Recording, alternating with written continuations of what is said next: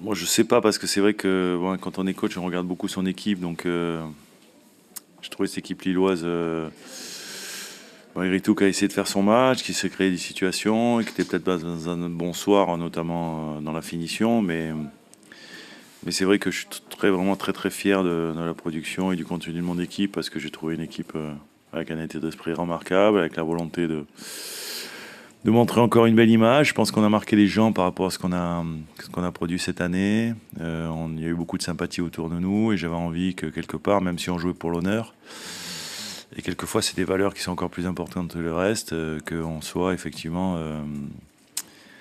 une équipe qui voulait en tous les cas respecter l'équité de ce championnat et faire le meilleur match possible. Aujourd'hui, c'est une belle victoire avec un très très bon match de notre part. Donc ça fait plaisir. Ça fait plaisir aussi de gagner une place, même s'il faudra encore batailler le prochain match. Mais en tous les cas, voilà, c'est une belle soirée pour clôturer la saison ici à Le Blé. Délesté de l'enjeu, au final, vous offrez à Le Blé l'un de ses plus gros rendez-vous de la saison. Quoi. Il y avait eu Monaco comme gros qui était tombé, si on peut dire. Lille, Il y avait un petit peu Lyon, aussi. Lyon aussi. Mais...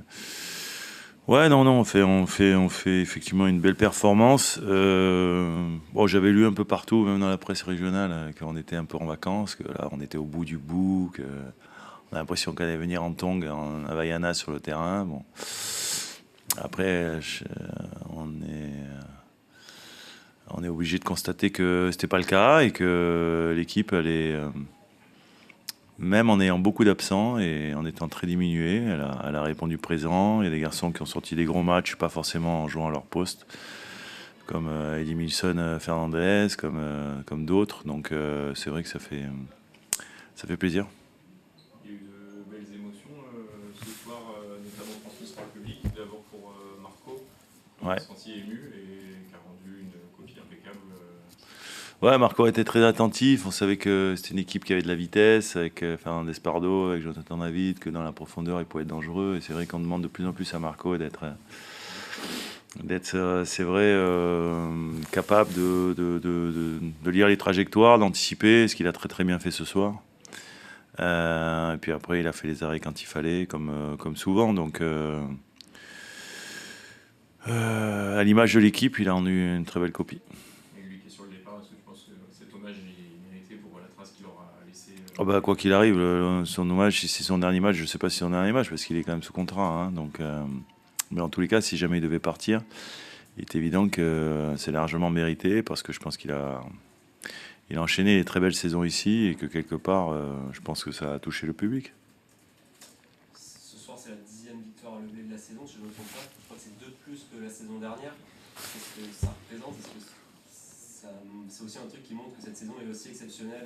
Ouais, parce que je sais pas si dans les points, on a déjà fait autant de points, à part l'année dernière, quoi, je parle. Hein. Je sais pas, c'est plus vous. Moi, les stats, je les regarde pas trop. Alors, je les regarde un peu parce que de temps en temps, la com nous met des stats dans la revue de presse. Donc c'est vrai que de temps en temps, c'est eux un peu qui m'aiguillent par rapport à ça. Non, mais c'est quand même une saison très aboutie par rapport à ce qu'on a vécu, ce que le groupe a vécu. Je trouve que c'est un groupe qui a vraiment bien réagi en plus au fait de jouer pendant de longs mois un match tous les 3 ou 4 jours. Et que quelque part, c'est malheureux, mais on a presque un peu des regrets parce qu'on se dit qu'en ayant laissé échapper quelques points ci et là, dû à ce calendrier infernal, et ben, sans ces points perdus, on aurait pu être à la lutte nous aussi. Donc il ne nous a pas manqué grand-chose. Donc ben, écoutez, on va essayer de donner rendez-vous l'année prochaine pour ça. Il y avait une autre émotion aussi ce soir, c'était le retour de locaux qu'on Mm. attendait, que le public attendait. Ouais, ça m'a fait plaisir aussi. Ouais. Et lui, Bien sûr. tu as été satisfait aussi de ce qu'il a proposé. Ouais, ouais, ouais. C'est vrai que il y avait la volonté de remettre Bradley un petit peu dans le circuit, lui donner du temps de jeu.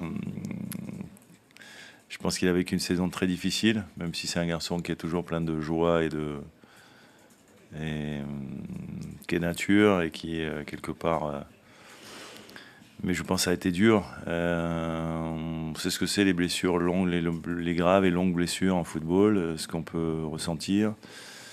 Cette solitude un peu face à la blessure, même si on est encadré, même si tout ça, c'est vrai que c'est compliqué. Et c'est vrai que ce soir, même moi, j'étais très ému quand il est rentré, donc et ça m'a fait vraiment plaisir de pouvoir le revoir sur un terrain, quoi. Ce soir, il y avait beaucoup d'absents en défense centrale. Edmilson a reculé d'un cran. Qu'est-ce que tu as pensé de sa prestation?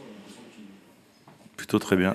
Plutôt très bien. On sait que déjà, c'est un garçon qui a un pied, donc qui a une relance qui va être très bon dans la relance. Et après, même s'il préfère jouer au milieu, je pense que c'était la meilleure option pour nous, surtout pour le coupler avec Abdoulaye, qui a été très bon aussi. Je trouve que la charnière a été vraiment très solide. Et ce qui me fait plaisir aussi, c'est que ça fait 2 matchs d'affilée qu'on ne prend pas de but.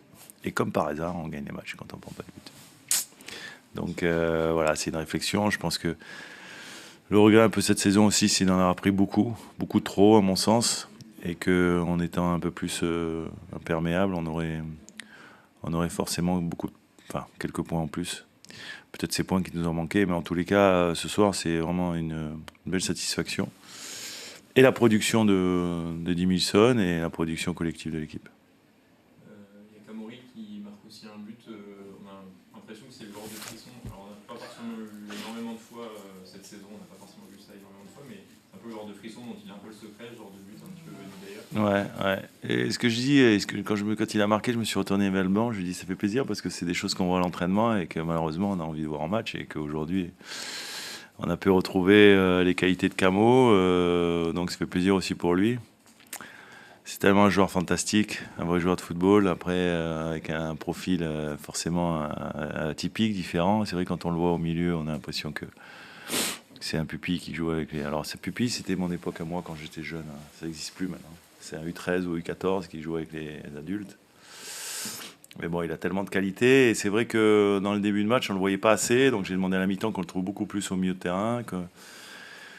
Qu'il se déplace beaucoup plus aussi pour qu'on puisse le trouver. Parce que je sais que c'est un garçon qui va fluidifier le jeu et qui va justement amener un peu de respiration. C'est une équipe quand même qui a... Cette équipe du LOSC, elle a quand même monopolisé le ballon. Alors, beaucoup parce que... Il y avait aussi ces relances qu'il faisait derrière avec Chevalier où il prenait pas mal de temps. Mais et puis Camo, il a aussi un truc, c'est qu'il est tellement intelligent dans le jeu. Le but, c'est de le construire un peu lui-même. Il va récupérer ce ballon en anticipant effectivement une mauvaise passe. Et après, derrière, il fait ce qu'il fait quoi, avec tout son talent. Quoi. Donc j'ai beaucoup de motifs de satisfaction ce soir et il en fait partie aussi, bien sûr. Il reste un match, c'est à Nice. L'année dernière, c'était Nice qui avait joué juste. Non, j'essaie toujours de dissocier le contenu et le résultat. Souvent, quand il y a le contenu, il y a le résultat d'ailleurs.